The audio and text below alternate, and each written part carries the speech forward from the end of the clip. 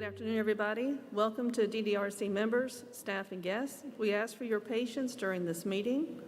Multiple staff members are behind the scenes to make sure that the meeting runs smoothly and applicants and citizens are able to communicate with the Commission at the appropriate time.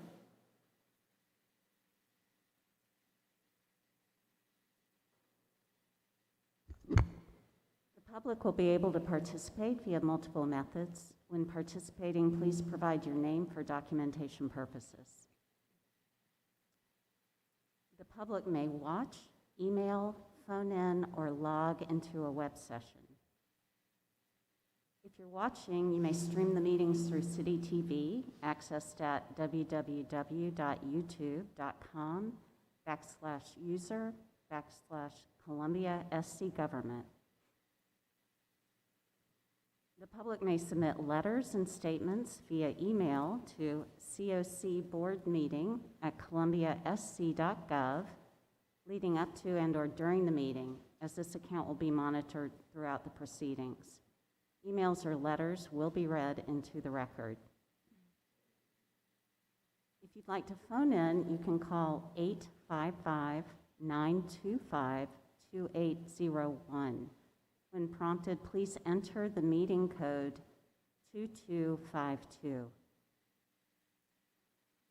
Those participating by phone will receive 3 options on how to participate. Star 1 will allow you to listen. Star 2 will allow you to record a voicemail message that will be read into the record. And Star 3 will allow a participant to be placed in a queue so that they may speak live when prompted. Please make sure your computer audio is muted if calling in live via your phone so we don't get feedback. You can stream the meeting via the web at publicinput.com/COC-DDRC-JAN2022. And I will call the roll. Ms. Branham? Here. Mr. Broom? Here. Ms. Jaco? Here. Mr. Salibi? Here. And Mr. Wolf? We have quorum. In order to avoid ex parte communications, DDRC members are under strict instructions not to discuss cases under consideration with the public or with each other outside of the public forum. The meeting typically starts with staff calling the case, giving a summary of the project, and then calling on the applicant to present if they wish. Decisions are typically made in one evening. Decisions may be appealed within 30 days to a court of competent jurisdiction. Oaths will be administered individually as we hear either from applicants or from live speakers. Applicants with requests before the DDRC are allotted a presentation time of 10 minutes. This time should include, but is not limited to, an overview of the project, case history, and any pertinent meetings held regarding the request. This time also includes all persons presenting information on behalf of the applicant, such as attorneys, engineers, and architects. This time limit does not include any questions asked by the DDRC or staff regarding a request. Members of the general public are given the opportunity to address their concerns in intervals of 2 minutes. Applicants may have 5 minutes to respond. Staff has a timer and will make presenters aware of when their time has expired. Are there any changes to the agenda? There are no changes to the agenda. The DDRC uses the consent agenda to approve non-controversial or routine matters by a single motion and vote. If a member of the DDRC or the general public wants to discuss an item on the consent agenda, that item is removed from the agenda and considered during the meeting. The DDRC then approves the remaining consent agenda items. Will staff please read the consent agenda?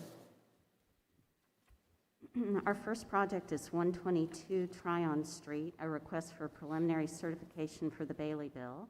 This is in the Granby Architectural Conservation District. The next project is 1617 through 1619 Hayward Street, request for preliminary certification for the Bailey Bill in the Wales Garden Architectural Conservation District.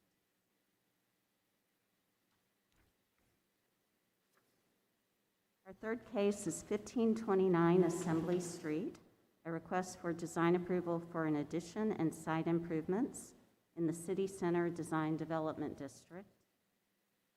And our last case is 920 Greg Street, a request for design approval for exterior changes and preliminary certification for the Bailey Bill in the University Hill Architectural Conservation District.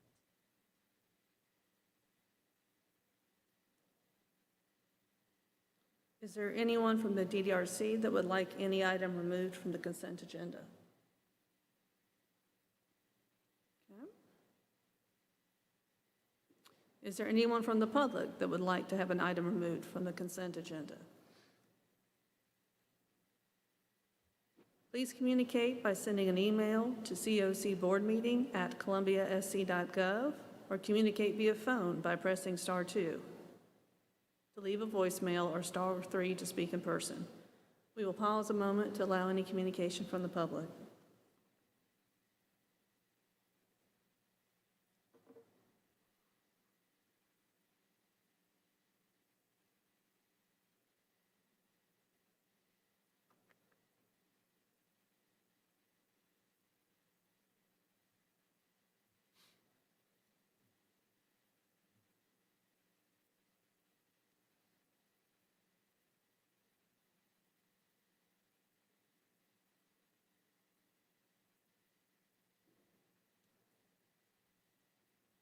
We have not received any emails or phone calls.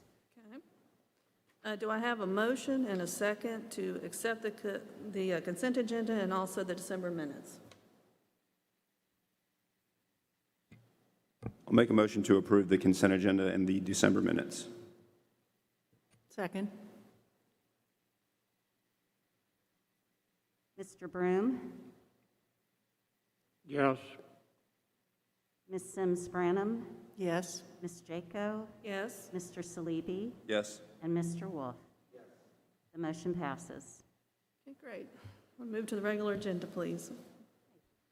Our first case on the regular agenda is 1231 Gervais Street.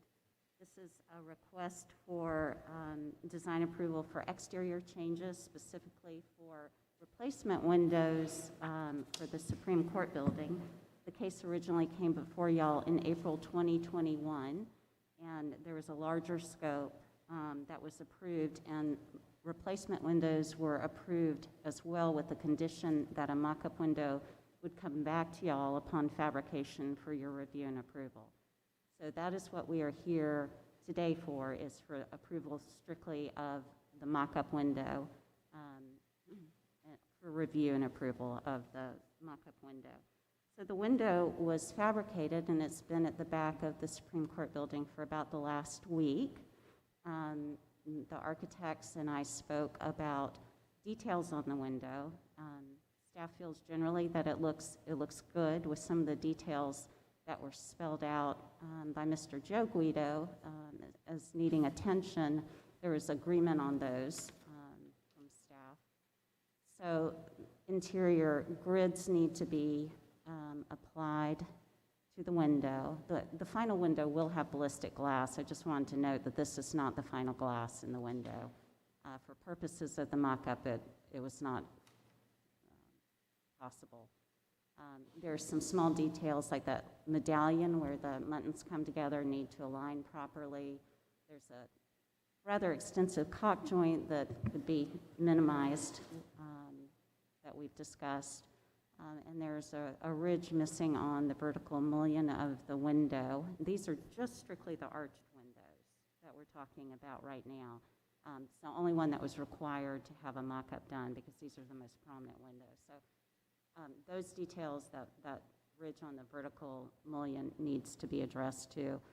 Those are some of the things that we talked about. The fastener that's visible, that needs to become invisible if it's part of the final window. So anyway, staff feels like generally the window is a good mock-up, that there are a lot of details that were well done, and we just need to address these. So the recommendation by staff was to grant a certificate of design approval for the replacement windows, allowing staff to work out remaining details as listed with the applicants, and including the details of any other windows to be replaced for security purposes, and any details which cannot be worked out or are of sufficient import to warrant reconsideration by the DDRC may be returned to y'all for approval. So that's where we are leaving it and opening it up for discussion with you all. And the architects are here if y'all have questions for them or would like to discuss anything with them. And it sounds like from your conversation, staff with architect, they're working with you and amenable to the items that have been pointed out. That's right. Okay, yeah. Right, and that was one reason I felt confident about moving it forward and Okay. leaving details to staff, because they seem committed to working these out.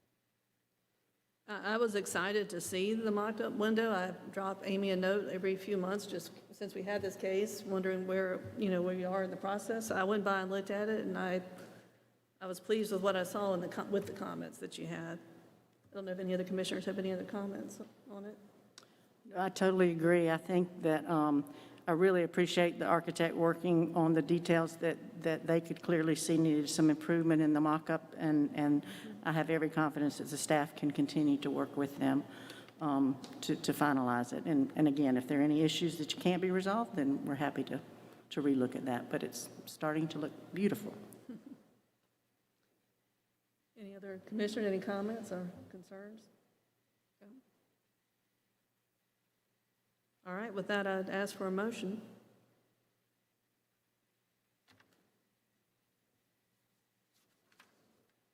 Well, I guess I'll make a motion. I'd like to recommend. Oh, I'm sorry, hold on. Oh, we have to have I'm comments. sorry, don't we? yes. I'm in a blitzkrieg here. Sorry, guys. Sorry. It's been a long month. All right, sorry. Let's go back. We encourage those who would like to communicate via email to begin sending in letters and emails.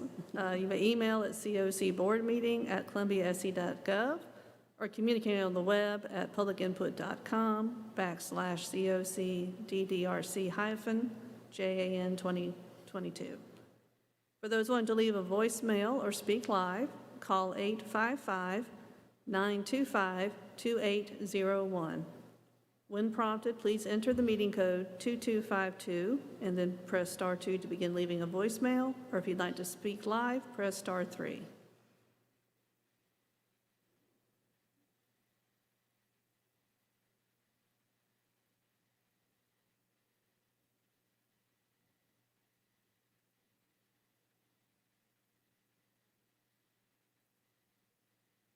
I gather we're checking all sources at the moment, okay. I guess I felt like we discussed this case so much when we did that we're in great shape.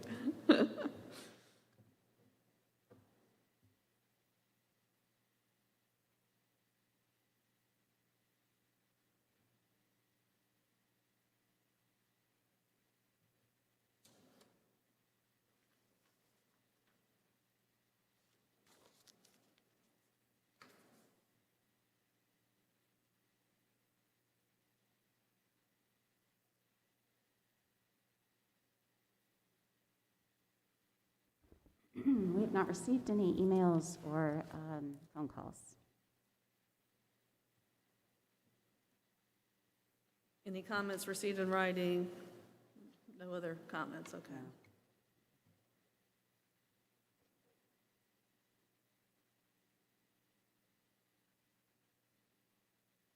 Okay.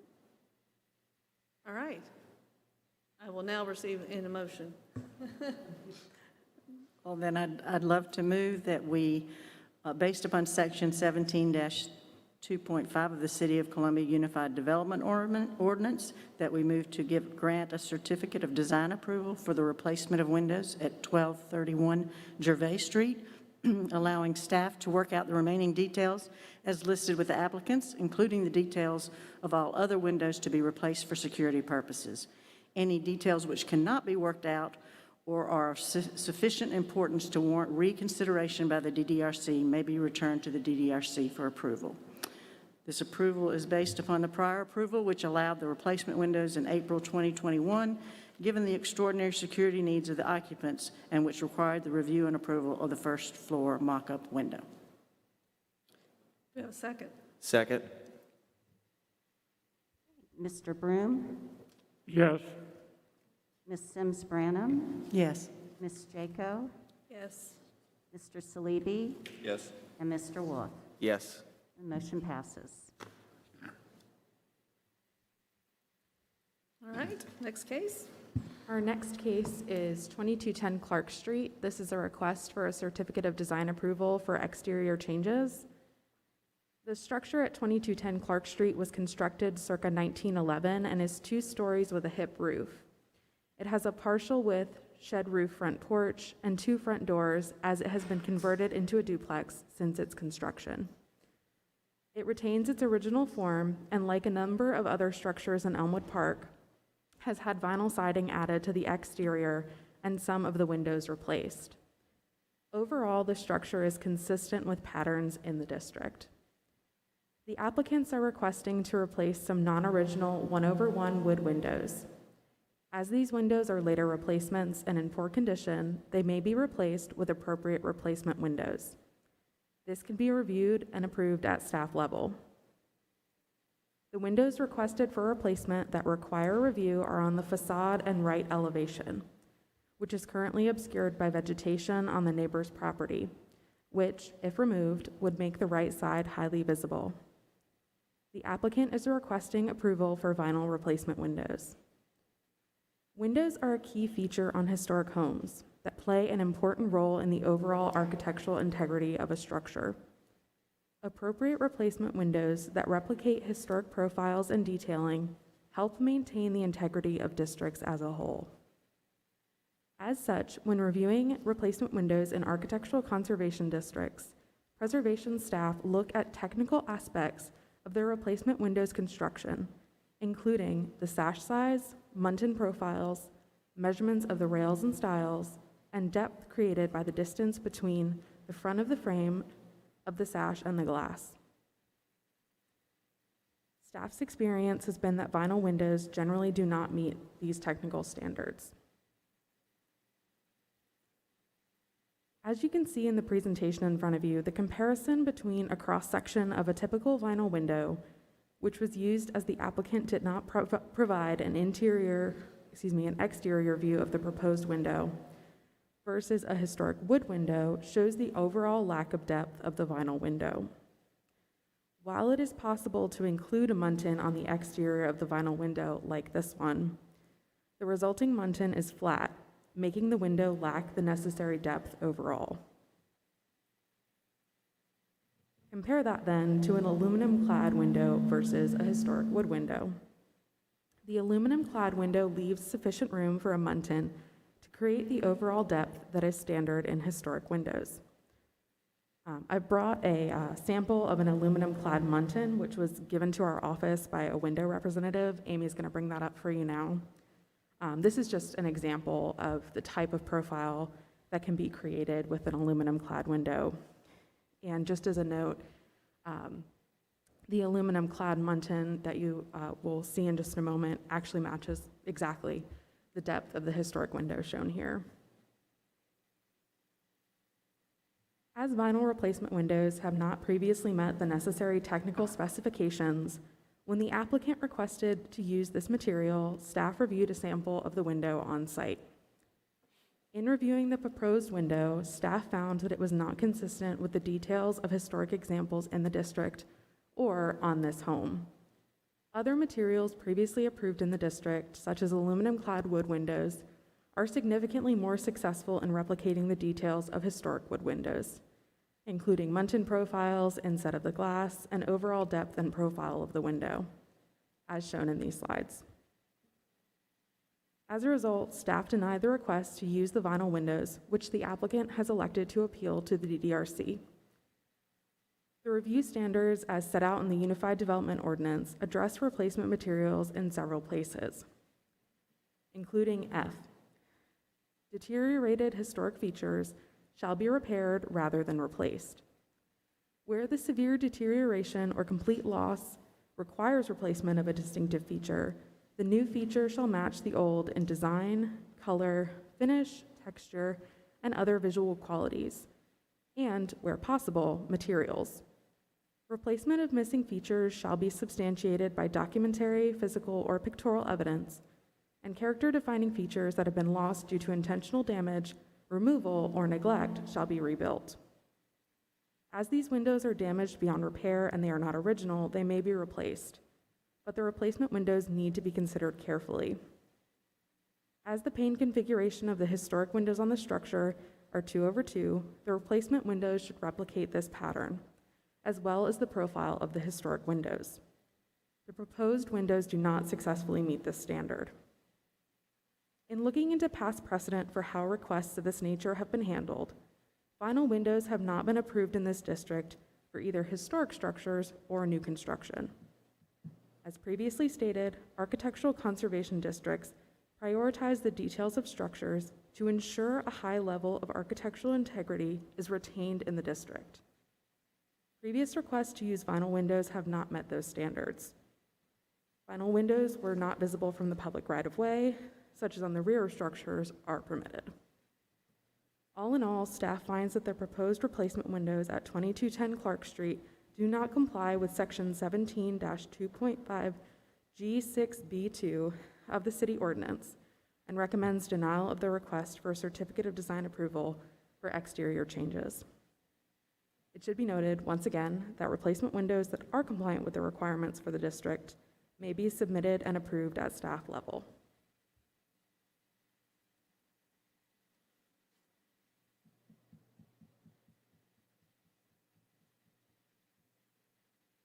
Anybody have any questions to staff? The sample represent what? The sample? What was it? What did it represent?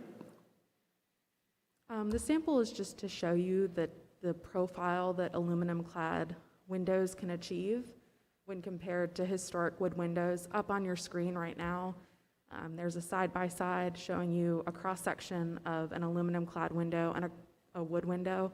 You can see that overall there's a similar amount of depth between the edge of the frame and the glass, whereas when you look at the vinyl window, or a typical vinyl window, as compared to an aluminum-clad window, as is up on the screen now, you can see that overall that vinyl window lacks the same kind of depth that you see in aluminum-clad windows and historic wood windows. Thank you.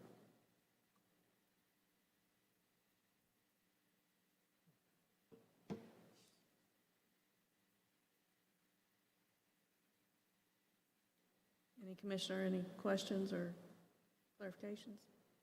Okay.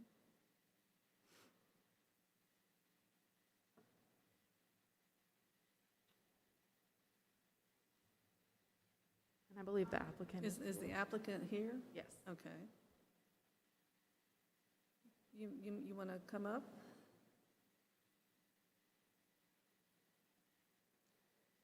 Please come up and state your name, and do you swear to tell the truth in these proceedings? My name is Denise Jolly, and I do swear to tell the truth in these proceedings. I did submit information prior to the 10th. I don't know, were they loaded here or? Our biggest concern, the house that we are in now was obviously built before I was born and before we honestly truly decided to be permanent residents of this area. Since that decision to take up residence permanently there, we have started to restore inside. Things were obviously over the years not properly done. And so in our research and restoring, we have found not only from an EPA standpoint, but just from a consumer standpoint, that vinyl windows are longer lasting. And I also submitted information from the government website on vinyl versus aluminum windows as far as like environmentally friendly and energy efficient windows.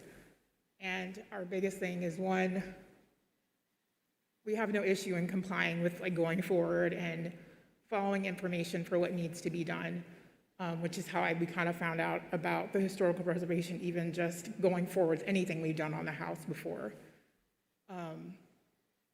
But when looking at the windows, even the ones that were in our house to begin with, a lot of the companies have gone out of business.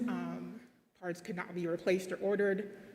There's about 8 windows on our house that the company has gone completely out of business. And so the company that we chose that does do the vinyl has been in business for over 80 years.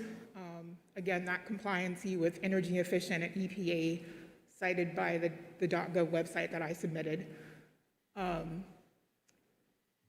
I get the aesthetic appeal and like the visual of like fitting into historical situation, but for us, this is our home and the longevity of it. And to look at the window, for me to go, when you're walking by my window visually, you're not gonna be seeing the inside of the sash. You're gonna see the 2 lines and the double pane that fits in there. And for us, this is not like a side project. This is our home that we'll be in, we hope to be in for a significant amount of time, and to not have to replace something every 15 to 20 years.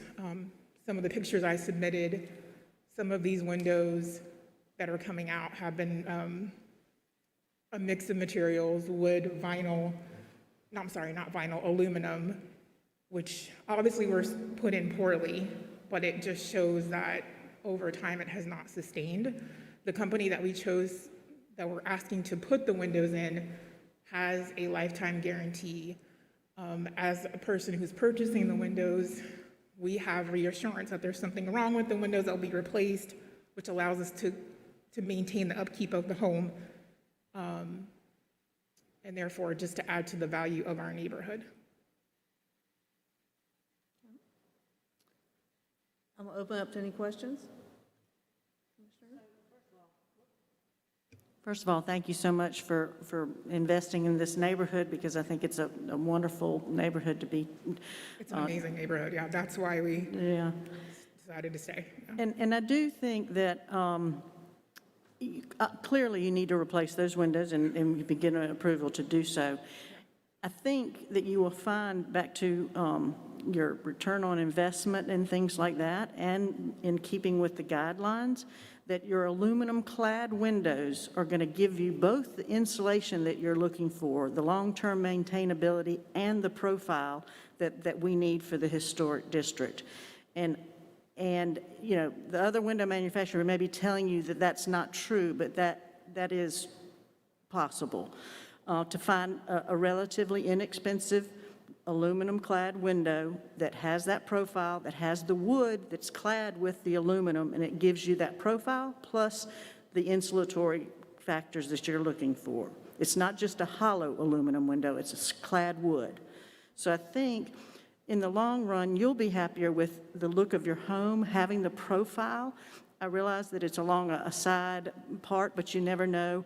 I mean, even on your interior, for your purposes, it's going to be your home, you're going to see the same profile experience from what you have in your other windows. So I do believe that it's possible to get the best of both worlds by going with the recommendation of the staff and still meeting your needs. I think, and I hear what you're saying, because we did, like, once we got the first initial, like, denial, like, I probably called upwards of, like, 7 to 8 different companies. For us, none of us could offer the same guarantee that this company was going with. Not only that, it was oftentimes like the length of time for the amount of windows that we need. As you can see, obviously we've got a window almost coming out of the side. So while it's not like a completely broken window, it's obviously an urgent thing. Some were upwards of to 20 weeks for us to wait for windows.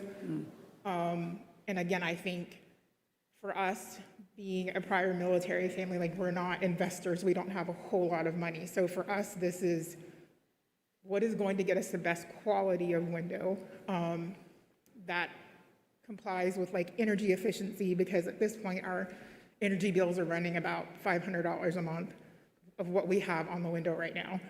And then again, just looking at that EPA from the government website and knowing that this is like energy efficiency, like star rated, and even some of the companies that we called to get that Energy Star rating are double pane for the aluminum, we were going to be spending double what we were quoted for the vinyl windows.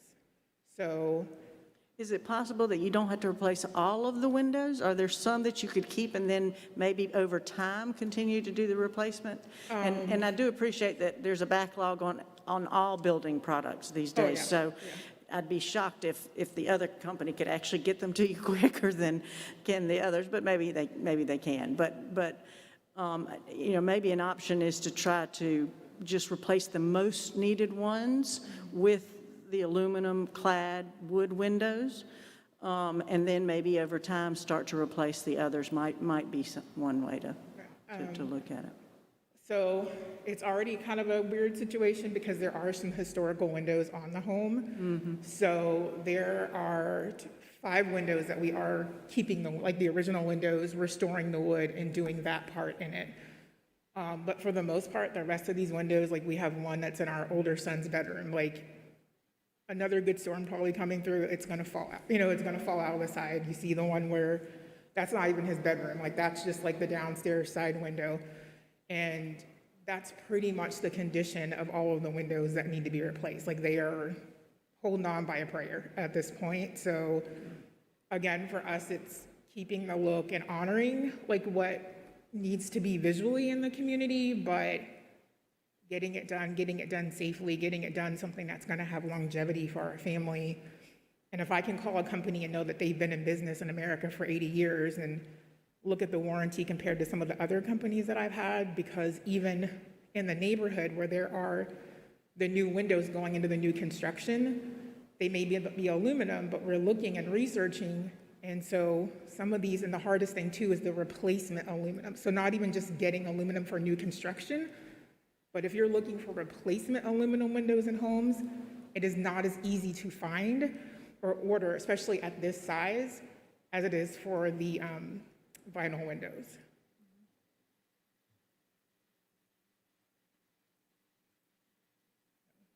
I do hear you, and I promise I have done an awful lot of research doing all of this, and like you said, like for us, it is the neighborhood, you know, like I sit on the new member council and I lead the women's Bible study at Earlwood. So like this neighborhood is not just an investment, like this is our home and this is our community. And so we do want to honor the restoration of this home as much as possible. Just a quick question for the applicant and for staff, and thank you for being here today. I can certainly relate to your concerns being a homeowner myself and not wanting to undertake costs that are above my budget. But I noticed that staff in their findings and comments mentioned that the vinyl windows, the exemplars, were not consistent with what was found in the neighborhood. Do you have any pictures of other examples you were able to find, or? Are you asking about vinyl windows that are in the neighborhood? Right, right. So any vinyl windows that are in that neighborhood were either there before the district went into place, replaced without permits. They were not approved as a part of the historic district. When referencing other examples of windows in the district, we're talking more specifically about historic window profiles. That's really where the issue comes into play. Even the windows, the wood windows that are on their home, have the same kind of depth as other historic wood windows in the area. And as previously mentioned, vinyl windows and the ones that are proposed just don't really come anywhere close to recreating that profile. Thank you. Yeah, I mean, and this issue, of course, comes up a lot. And unfortunately, our role is to enforce, you know, what's required in the ordinance right now. And clearly, not all windows are made equally, we've learned. So, and I know it is a challenge. Any other questions or comments? Anybody there? Okay. All right, well, thank you.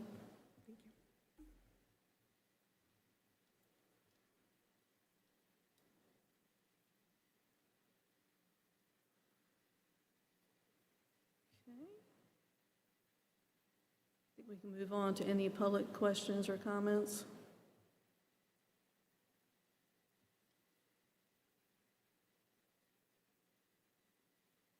Does staff have any follow-up or anything you want to share, or? I will just add as well that appropriate replacement windows are an eligible expense for the Bailey bill. Y'all see Bailey bills quite frequently. more often than not on the consent agenda, but since appropriate replacement windows would restore historic profiles to the windows that have since been replaced, like I said, that would be an eligible expense, a way to qualify for that 20-year tax abatement. So I just want to mention that as, So staff could work with the homeowners to understand that process? Okay. yes. Have you already discussed that with her? Yes. Okay, great. Yeah, I would definitely think that's a great thought to pursue that option to help with the financial.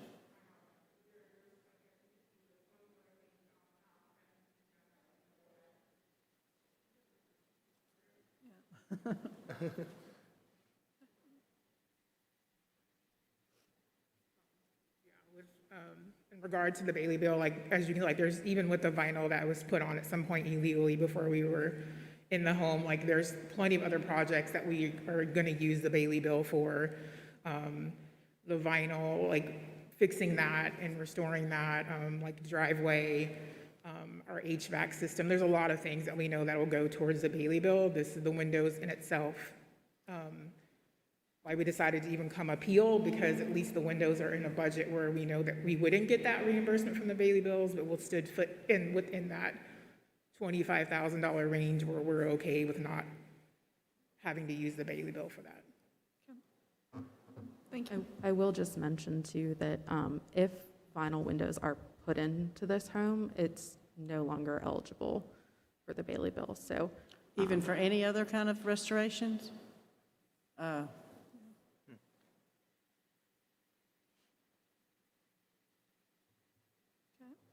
you.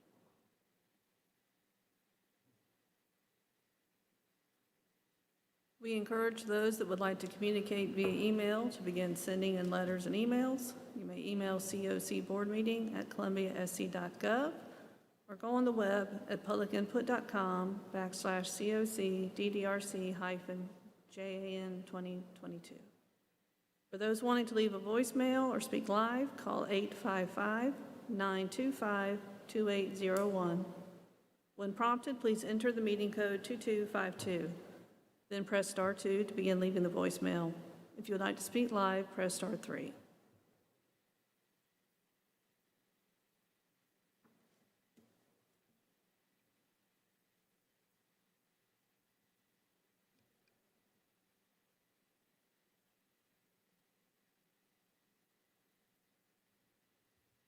It doesn't appear that we've received any phone calls or emails.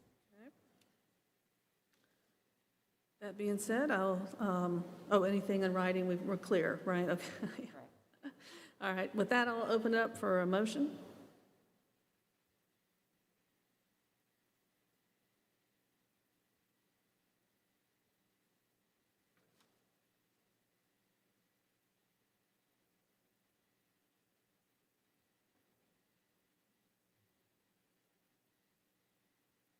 I guess I'm in charge of motions today. I I don't think know you if I are. was You must elected, be. but I didn't know it.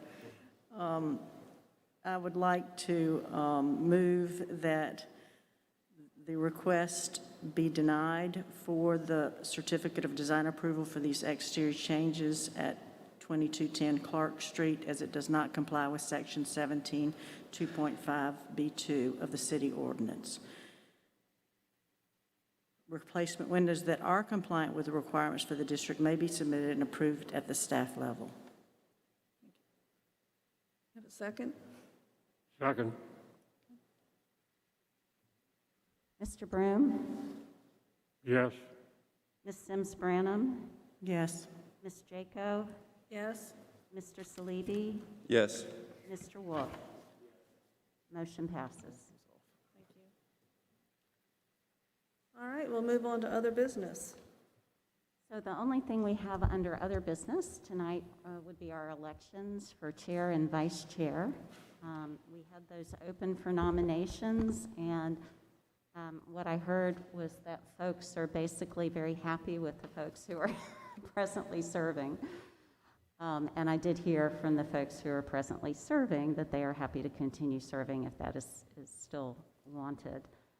We, of course, can open up the floor for other nominations. If anyone else would like to nominate another member of DDRC for chair or vice chair.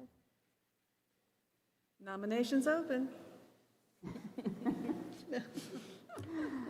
All right.